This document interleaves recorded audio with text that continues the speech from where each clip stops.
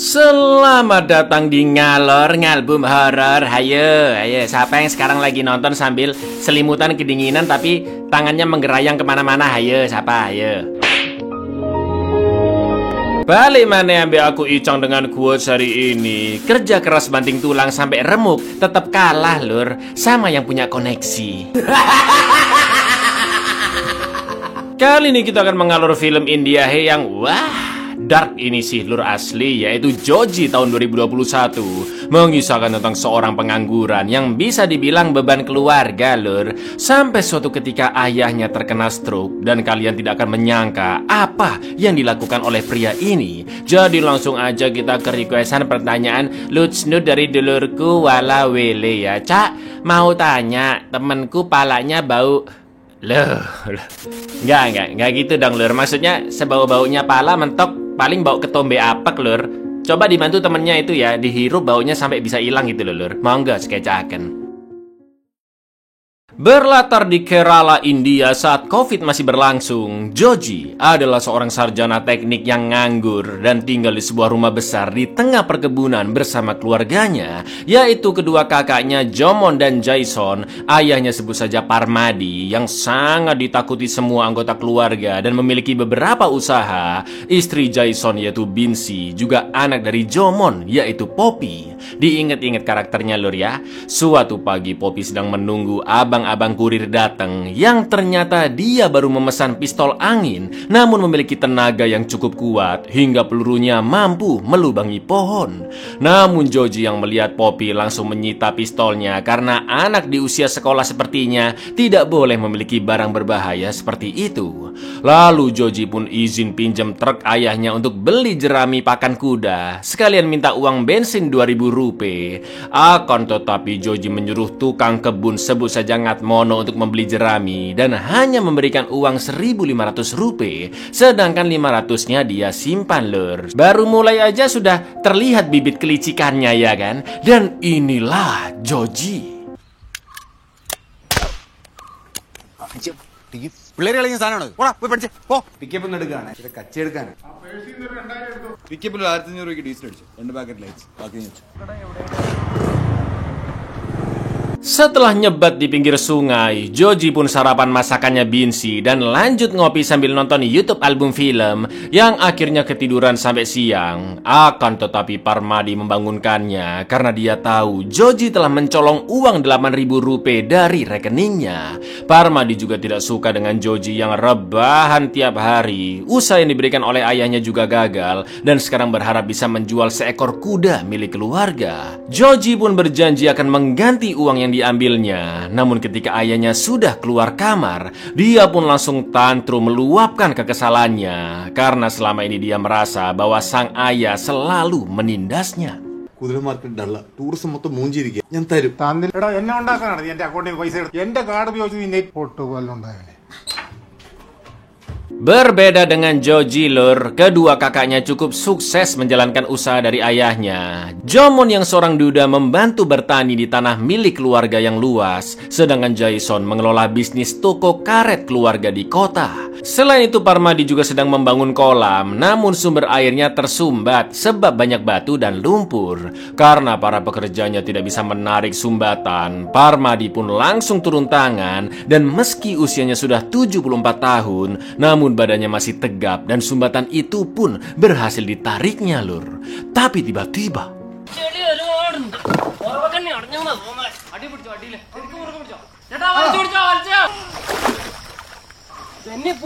ഇങ്ങോട്ട് മാറിക്കണം മക്കളെ.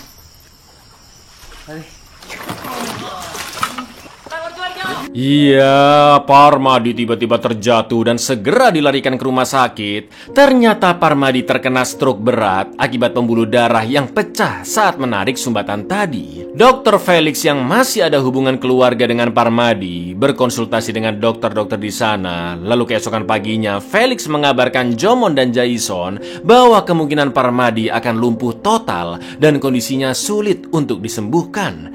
Di lain sisi, Joji sedang bahagia karena ada yang mau membeli kudanya dan Poppy pun diminta memfotonya saat menunggangi kuda.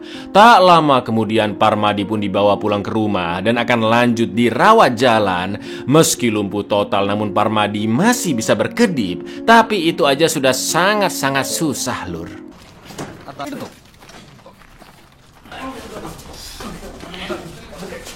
Okay ആണെ ഒന്ന് കണ്ണടച്ചേ.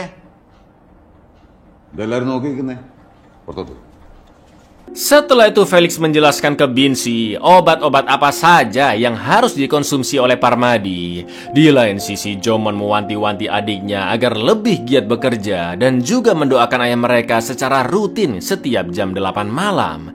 Jomon juga mengultimatum Joji yang terlihat tidak ada perasaan sedih dan tidak mendengarkan ucapan Jomon. Setelah itu Jomon pun izin ke ayahnya untuk mengambil sebotol hammer di lemarinya untuk dipakai minum-minum bersama Jason dan Dr. Felix. Alhasil mereka bertiga pun teler, Lur, dan Jomon meminta Joji untuk mengantar Dr. Felix pulang agar tidak berbahaya. Ketika sampai di rumah Dr. Felix, Joji pun bertanya kira-kira ayahnya bisa bertahan hidup berapa lama lagi. Dan Felix menjawab kemungkinan Parmadi hanya memiliki waktu tidak lebih dari 2 minggu. Anehnya, Lur, ketika Joji OTW pulang, terlihat dia tersenyum seolah-olah bahagia karena ayahnya sebentar lagi meninggal. Mungkin karena selama ini Joji sering dihukum oleh Parmadi. Padahal ya dia juga yang muales rebahan nyebat 25 jam ya kan, Lur?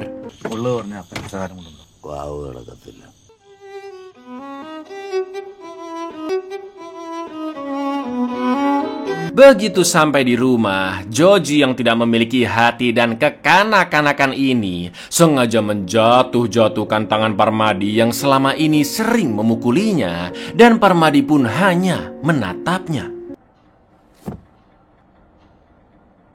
Di hari Minggu, Dr. Felix membawa pendeta dan mereka berdoa bersama demi kesembuhan Parmadi. Akan tetapi karena proses berdoa itu seperti merelakan kepergian Parmadi dan dia juga terlihat tidak tenang, Jomon pun langsung menghentikan Pak Pendeta dan segera membawa ayahnya ke rumah sakit. Sesuai dugaan, ternyata kondisi Parmadi memang semakin parah dan Dr. Felix menjelaskan jika operasi transplantasi bisa dilakukan, namun sangat amat beresiko dan biayanya juga sangat mahal, yaitu sekitar 200 sampai 300 juta rupiah. Jomon dan Jason tidak mempedulikan biayanya dan memilih untuk mengoperasi ayah mereka dengan uang milik ayahnya sendiri, karena yang terpenting adalah kesembuhan beliau meskipun sangat beresiko.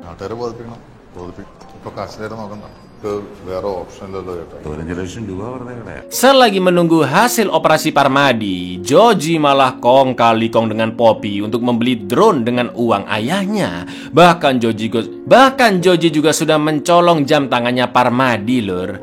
Tak lama kemudian Joji pun mendapat kabar bahwa operasi ayahnya berhasil dan akan segera diantar pulang untuk meneruskan perawatannya. Kondisi Parmadi terlihat jauh lebih mendingan. Dia sudah sedikit menggerakkan anggota tubuh, bisa sedikit berbicara, dan Parmadi menatap tajam ke arah Joji karena sebelumnya si anak bungsunya itu menjatuh-jatuhkan tangannya.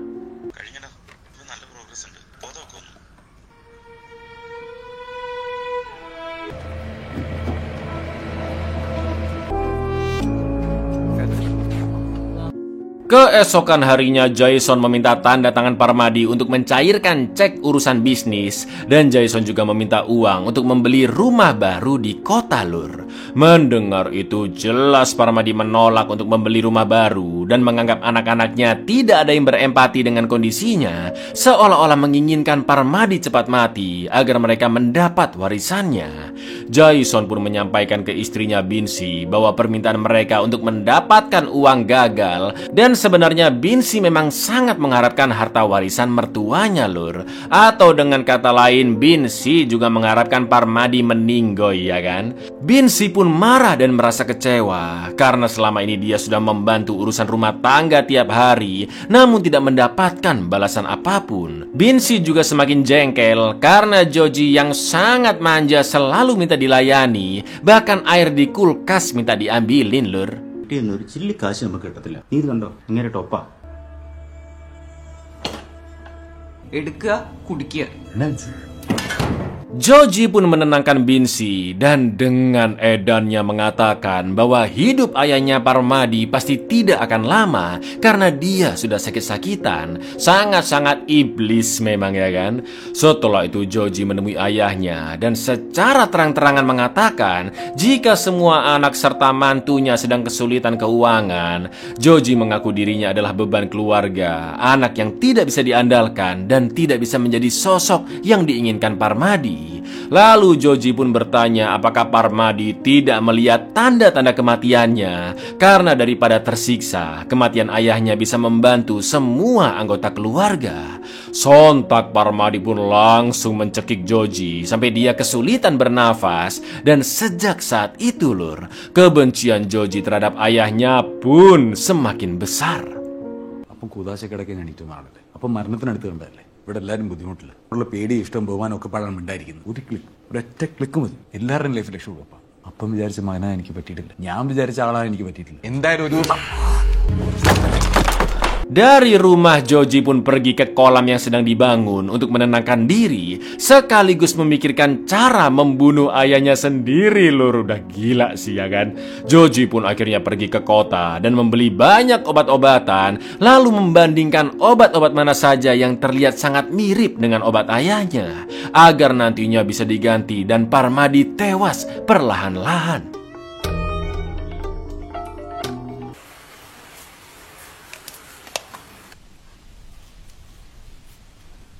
Di lain sisi Parmadi selalu dirawat oleh para pekerjanya yang setia termasuk Ngatmono, seperti disuapi makan, dimandikan, digantikan bajunya, sampai diajak berjemur. Namun di saat berjemur itulah diam-diam Joji si laknat menukar kotak obat Parmadi.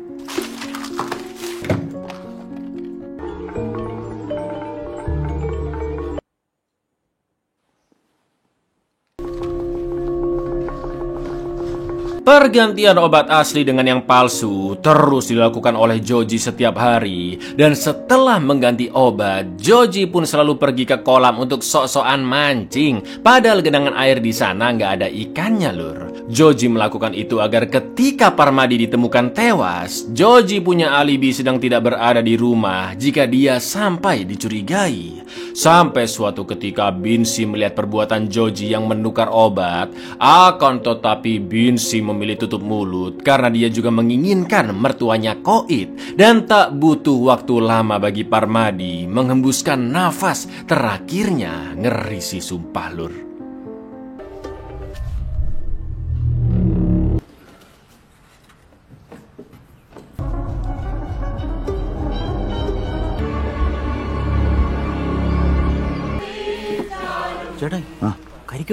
Semua anggota keluarga, teman, tetangga, dan kerabat pun datang menghadiri upacara pemakaman Parmadi, kecuali Joji yang hanya rebahan di kasurnya dengan tatapan kosong namun mengerikan. Sementara itu Jomon akan menyalakan banyak petasan saat proses pemakaman nanti sesuai permintaan ayahnya agar keluarganya tidak bersedih saat dia meninggal. Dr. Felix pun berusaha menghentikan Jomon karena mungkin Parmadi mengatakan itu saat bercanda atau mungkin ketika dia sedang kobam. Namun Jomon tetap kekeh dan petasan pun dinyalakan ketika jasad Parmadi sedang digotong. അപ്പം പറഞ്ഞിട്ടുണ്ടോ ഈ വീടിന് ചുറ്റും പടക്കം പൊട്ടിക്കണമെന്ന്? ചേട്ടായി പറയുന്നത് നമുക്ക് ഈ ഇടപാട്.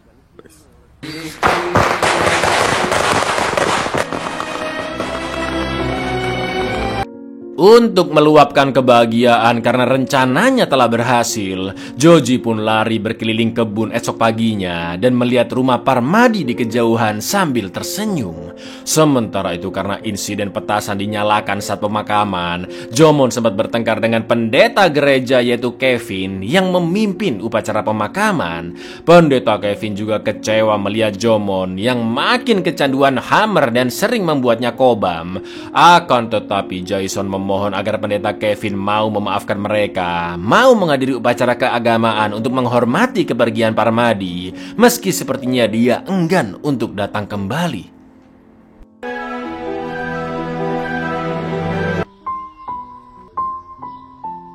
പക്ഷെ അന്നത്തെ പോലെ അതിക്രമമൊന്നും കാണിക്കത്തില്ലെന്ന് പനച്ചക്കാരൻ എനിക്ക് വാക്ക് തരണം. ഇന്ന് കഞ്ചാണ്ട് പാടാം. Lalu di malam harinya anggota keluarga pun berkumpul termasuk Dr. Felix untuk membicarakan harta warisan almarhum. Felix pun menyampaikan pesan dari Parmadi bahwa perkebunan keluarga akan menjadi milik Jomon, toko dan lahan di kota akan menjadi milik Jason, sedangkan Joji sebagai anak bungsu akan mendapatkan rumah tersebut berikut komplek di sekitarnya.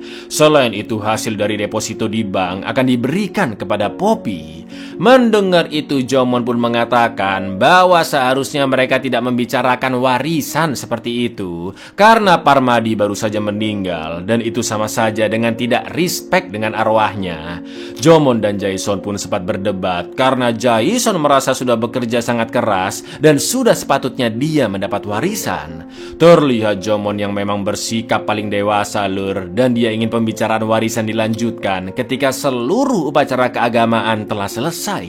Setelah itu Joji pun berusaha menengahi bahwa dia akan memberikan uang 60 juta hasil jualan kudanya untuk kebutuhan hidup keluarga Jason. Dengan manipulatifnya Joji mengatakan jika dia tidak ingin arwah Parmadi melihat keserakahan mereka dan itu membuat Joji merasa sedih. Lambenya itu loh manis sekali ya kan lur? തൽക്കാലം ഈ വീട്ടിലൊരു വീതം വെപ്പിന്റെ ആവശ്യം ആണ്ട് കഴിയട്ടെ. അതുകൊണ്ടുള്ള അവമാനം ഞാൻ സഹിച്ചു. ഒച്ച വെക്കല്ലേ അവിടെ ഇരിക്ക്.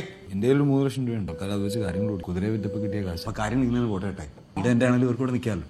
പക്ഷേ ചേട്ടായി പറഞ്ഞല്ലോ നമ്മുടെ ഈ ആർത്തി അപ്പം കാണുന്നുണ്ടോ എനിക്ക് കൊണ്ട് ചേട്ടായി. Saat upacara keagamaan, semua orang mengelilingi kasur Parmadi dan berdoa bersama-sama sambil dipimpin oleh pendeta Kevin. Lalu Jomon juga meminta maaf karena sudah menyalakan petasan saat pemakaman ayahnya dan jadi bahan gosip banyak orang. Akan tetapi saat lanjut acara makan-makan, lagi-lagi Jomon kobam dan berseteru dengan pendeta Kevin karena menurut Jomon pendeta Kevin lah yang mempengaruhi orang-orang bergosip tentang kematian Parmadi. Joji pun ikut-ikutan mengintimidasi kakaknya dan menuduh bahwa Jomon tidak sayang dengan ayah mereka, juga seorang pecandu alkohol yang sakit dan butuh perawatan, sampai-sampai ditinggal pergi oleh istrinya. ചേട്ടാ എത്രണ്ണം കീറിടാ ജോമനെ ഈ ചിരിയൊക്കെ ഒന്ന് നിൽക്കുവേ. വാട്സപ്പ് ഗ്രൂപ്പിൽ കുറെ നാറികളുണ്ട് ആ ഗ്രൂപ്പിൽ. എല്ലാവരും മുമ്പ് വെച്ച് രോഗം വരും പുറത്തു വന്നില്ലേ അതിന്റെ. Malam harinya Joji pun bermimpi buruk penampakan ayahnya yang muncul dari genangan air kolam. Merasa khawatir kejahatannya diketahui, diam-diam Joji pun akhirnya menggerus semua obat-obat palsu yang tersisa dan membakarnya di kolam. Namun tanpa dia sadari, api menjalar ke tanaman rambat di dinding kolam dan Joji pun segera menyiraminya dengan air.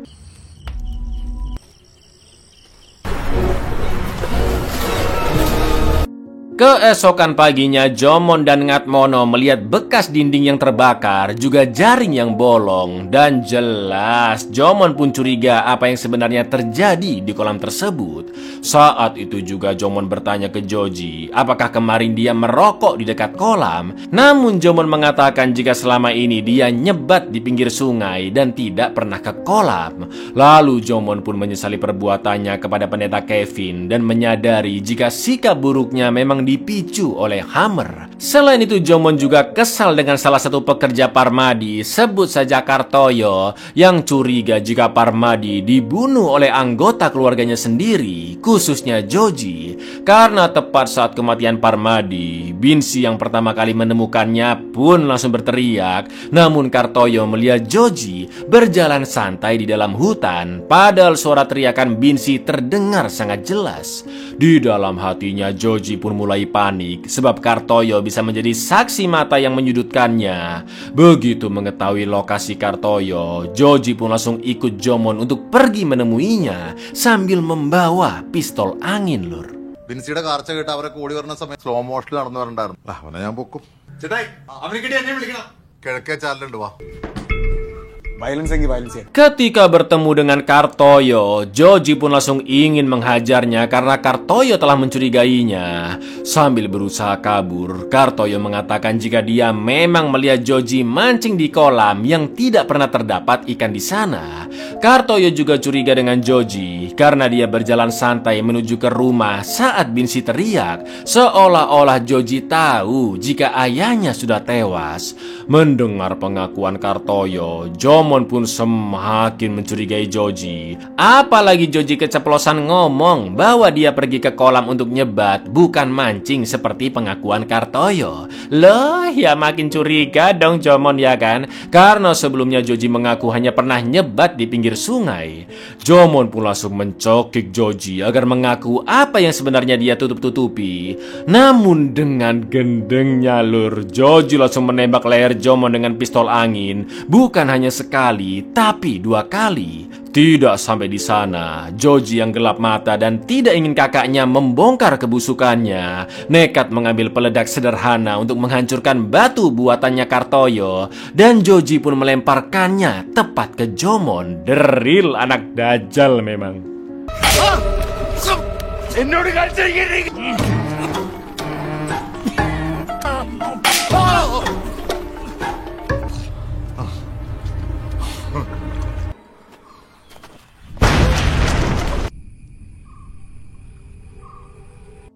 Di hadapan seluruh keluarganya, Joji pun memfitnah Kartoyo lah yang membunuh Jomon. Joji mengatakan bahwa tadi di kejauhan dia melihat Jomon yang bertengkar dengan Kartoyo. Lalu tiba-tiba terdengar suara ledakan dan langsung menewaskan Jomon. Entah apakah Kartoyo melempar peledaknya atau Jomon yang tidak sengaja menginjaknya. Gitu pengakuannya lur. Sekarang pihak keluarga akan mencari di manakah Kartoyo berada. Namun dengan liciknya Joji pun berkelit bahwa lebih baik mereka fokus dengan upacara pemakaman Jomon. Karena jika Kartoyo memang membunuh Jomon, maka Kartoyo jauh lebih kuat dibanding Jomon. Dan Joji pun khawatir orang-orang yang mencarinya akan dibunuh juga. Semua orang pun percaya dengan mulut iblisnya Joji, kecuali Poppy yang sangat mencurigai Joji sebagai pembunuh ayahnya. കിട്ടിയതാണോ ബത്തത്തി വല്ലതും പറ്റിയതാണോ? അവനും എന്തേലും പറഞ്ഞു? ആദ്യം ഞങ്ങളുടെ അപ്പം പോയി. ഇപ്പോൾ ആ സ്ഥാനത്ത് നിൽക്കുന്ന ജോമോൻ ചേട്ടായി. ഇനിയൊരു ഫൈറ്റിന് ഞങ്ങളില്ല. വയ്യ. Malam itu Joji pun tidur menemani Poppy yang masih sangat sedih memikirkan kematian ayahnya Jomon. Joji memberi nasihat ke Poppy untuk rajin belajar, tumbuh menjadi pria yang mandiri, dan jangan sampai hidupnya rusak karena alkohol seperti Jomon. Udah bunuh, jelek-jelekin lagi ya kan lur? Beberapa hari kemudian Joji pun googling tentang kasus kematian Jomon. Dan ada artikel terbaru bahwa Kartoyo yang diduga tersangka utamanya sudah mendatangi kantor polisi. Tak lama kemudian Jason pun datang dan memberitai jika Kartoyo menceritakan banyak hal ke polisi, termasuk tuduhannya bahwa Joji lah pelaku pembunuhan sebenarnya. Joji pun hanya tersenyum lur dan mengatakan jika dia telah difitnah oleh Kartoyo. Namun Joji tidak pernah takut karena Tuhan yang Maha Esa selalu melindunginya. ആ തോട്ടസൂതി പെടുത്ത പല കഥയും പറയുന്നുണ്ട്. നീയാന്നൊക്കെയാ? ഞാൻ അവിടെ റിപ്പോർട്ട് ചെയ്തു. തളർത്തില്ല. അവന് വരണ പറയാൻ പറ്റും ചേട്ടായി. വരണ ഓപ്ഷൻ ഉണ്ട്. ശരി, ഞാനാണ് വെച്ചതെന്നാണ്. ഞാൻ അങ്ങനെ പറഞ്ഞു. Setelah itu Jason ngobrol ngalor ngidul dengan istrinya Binsi yang menganggap Joji bersikap aneh karena tiba-tiba dia sering memegang Alkitab dan jadi sosok yang religius. Lalu ketika pergi ke dapur, Binsi pun bertemu dengan Joji dan Binsi menduga Joji lah pembunuh Jomon sebenarnya, seperti apa yang dilakukannya terhadap Parmadi. Mendengar itu sontak Joji pun murka karena dituduh yang tidak-tidak dan meminta Binsi untuk tetap memihaknya. Di lain sisi, Jason mendapat informasi dari forensik bahwa ditemukan peluru pistol angin di leher Jomon. പങ്കുണ്ടാവരുതെന്നാണ് എൻ്റെ പ്രാർത്ഥന. ചേട്ടത്തെയാണ് ഞാൻ നോക്കുക. എടി ചേട്ടായുടെ ബോഡിയിൽ നിന്ന് വെടിവെച്ചിട്ടുണ്ടെന്നൊക്കെയാ പറയുന്നേ. Keesokan paginya Poppy pun datang ke kandang kuda di tengah hutan untuk mengambil kotak pistol angin yang masih ada di sana, juga peluru yang dia tembakkan di awal film dan masih menancap di pohon. Sementara itu Joji yang baru bangun tidur sangat terkejut ketika menemukan artikel berita jika peluru pistol angin sudah ditemukan saat Jomon diotopsi. Jelas Joji pun ketar-ketir setengah mati lur. Dan saat turun ke lantai bawah, seluruh anggota keluarganya termasuk para pekerja sudah menunggunya di ruang tamu. Ya, ternyata Poppy sudah memberitahu ke mereka semua bahwa pistol angin miliknya dibawa oleh Joji. Dan dia membawa kotak pistol serta pelurunya sebagai bukti. Lagi-lagi Joji berusaha berkelit dengan bacotannya. Namun kini tidak ada satupun dari mereka yang percaya. Dan semua mata menatap penuh amarah ke Joji. Karena sudah terpojok, Joji pun ingin bicara empat mata dengan Jason. Dan dia pun mengakui perbuatannya yang telah membunuh ayah serta kakaknya sendiri. Namun Joji akan melapor ke polisi jika ada 3 orang yang bersekongkol dengannya. Pertama adalah Binsi yang mengetahui perbuatannya tapi tutup mulut. Kedua adalah Poppy yang dianggap terlibat karena pistol itu dibeli olehnya. Dan ketiga adalah Jason sendiri yang dianggap merahasiakan pembunuhan itu karena telah disogok Joji uang hasil penjualan kuda. Joji pun mengancam Jason untuk membantunya atau dia akan menyeret seluruh anggota keluarganya masuk ke dalam bui lur. Mendengar itu Jason pun terkejoet karena adiknya memiliki sifat yang begitu keji bak psikopat. Dan Jason mengatakan jika dia tidak takut dan tidak akan membantu Joji sedikit pun meski Joji menggorok lehernya. ചേട്ടാ തട്ടിയത് ഞാനാണ്. അപ്പനെ ചേട്ടാ എന്നോട് നിൽക്കണം, എല്ലാത്തിനും ഞാൻ ഒപ്പിക്കും. പോലീസ് വന്ന നമ്മൾ 3 പേരും കൂടെ പ്ലാൻ ചെയ്തു ഞാൻ പറയും. കഴുത്ത് കണ്ടിച്ച് പോയെന്ന് പറഞ്ഞാലും ശരി, എൻ്റെ കൂടെ ഞാൻ നിൽക്കത്തില്ല. Dalam kebingungan, keputusasaan, dan depresi yang memenuhi pikirannya, Joji kembali ke kamarnya. Dan sambil tersenyum dia pun mencari tahu tengkorak bagian manakah yang paling lemah. Di lain sisi Binsi juga mengalami perasaan dilema karena sejatinya dia dan Jason menginginkan Parmadi mati demi harta warisan. Lalu Joji pun menulis pesan terakhir yang dikirim ke semua anggota keluarga, di mana pesan itu berisi bahwa kematiannya bukan karena bundir, melainkan karena sekarat menjalani kehidupan. Joji menyalahkan lingkungan atas semua tindakannya, juga meminta polisi untuk menangkap semua orang yang bersalah. Setelah itu Joji pun mengambil pistol anginnya dan mengarahkan ke endasnya tepat ketika mobil polisi datang. Sampai akhirnya lur. ചത്ത് കാണണമെന്ന് ചേട്ടായിക്കും ആഗ്രഹം ഉണ്ടായിരുന്നില്ല.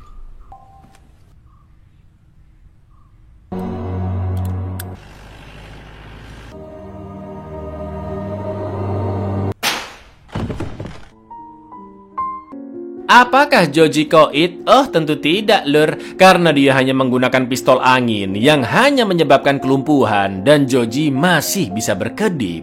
Begitu terbangun sudah ada dokter dan wakil inspektur polisi di hadapannya. Lalu ketika Joji diminta berkedip untuk mengakui pembunuhannya, Joji tidak berkedip sedikit pun lur.